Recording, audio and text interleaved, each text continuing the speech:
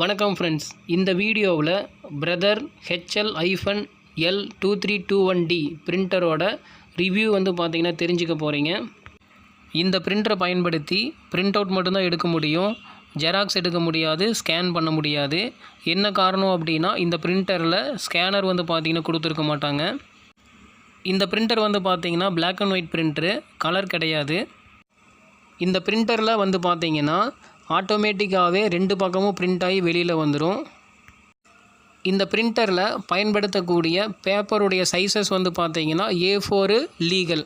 இந்த பிரிண்டர் பார்த்தீங்கன்னா cartridge type printer. Printing quality பார்த்தீங்கன்னா சூப்பராக இருக்குது. பிரிண்டிங் ஸ்பீடு பார்த்தீங்கன்னா பெரிய ஜெராக்ஸ் மிஷினில் எப்படி வேகமாக பேப்பர் பிரிண்ட் ஆகுமோ அது போலவே வேகமாக பேப்பர் பிரிண்ட் ஆகி வெளியில் வருது. கனெக்ஷன்ஸ் அப்படின்னு பார்க்குறப்ப USB போர்ட் மட்டும்தான் கொடுத்துருக்குறாங்க. வைஃபை கிடையாது, நெட்வொர்க் போர்ட்டும் பார்த்தீங்கன்னா கிடையாது.